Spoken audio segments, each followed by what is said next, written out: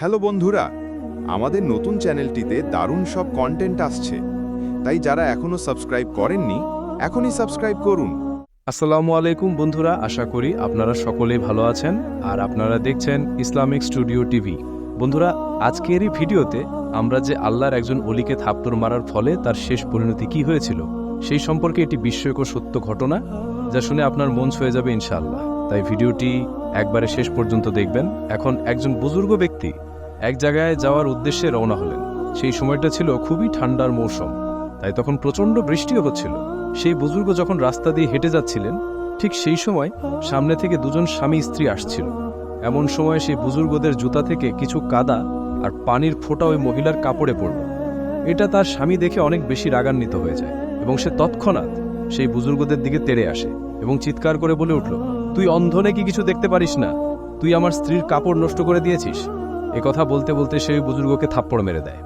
স্ত্রী এটা দেখে অনেক খুশি হয়ে যায় এবং মনে মনে ভাবে, যাক, তুমি আমার সাথে বেদাব্যের বদলা নিয়েছ। অতঃপর তারা দুজন অনেক আনন্দে বাড়ি চলে যায় আর ওই বুজুর্গ সামনে যেতে লাগলেন। কিছু দূর সামনে যেতেই তিনি হালুয়ার দোকান দেখতে পেলেন।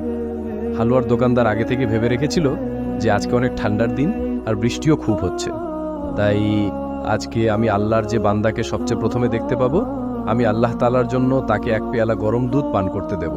আর তাই সে এমন চিন্তা ভাবনা করে দোকানে অপেক্ষা করতে থাকে।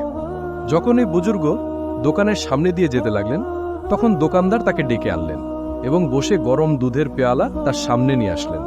ওই বুজুর্গ সেই গরম দুধ খেয়ে আল্লাহ তাআলার শুকরিয়া আদায় করলেন এবং দোকান থেকে বের হওয়ার পর আসমানের দিকে তাকিয়ে বললেন, আল্লাহ, আপনার কতই না শান। কখনো আপনি আমাকে থাপ্পড় খাওয়ান, আবার কখনো আপনি আমাকে গরম দুধ পান করান। ওদিকে ওই স্বামী স্ত্রী তাদের ঘরে পৌঁছে গেছে। ঘরে গিয়ে স্বামী সিঁড়িতে ওঠার সময় হঠাৎ তার পা সিঁড়িতে আটকে যায় এবং সে সিঁড়ি থেকে নিচে পড়ে যায়। ফলে তার গলা দিয়ে কোনো কথা বের হচ্ছিল না। স্ত্রী বলল, কিছুক্ষণ আগে এক বুড়োকে থাপ্পড় মারা হয়েছিল, এমন তো হয়নি যে সেই বুড়ো ব্যক্তি বদলা দিয়েছে।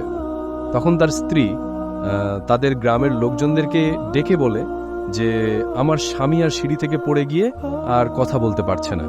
আমার খুব ভয় হচ্ছে এই ভেবে যে আমরা যখন বাড়ির দিকে আসছিলাম তখন রাস্তায় আমার স্বামী একজন বুজুর্গ ব্যক্তিকে থাপ্পড় মেরেছিল, আর সেজন্যই হয়তো আমার স্বামী সিঁড়ি থেকে পড়ে গিয়ে কথা বলতে পারছে না।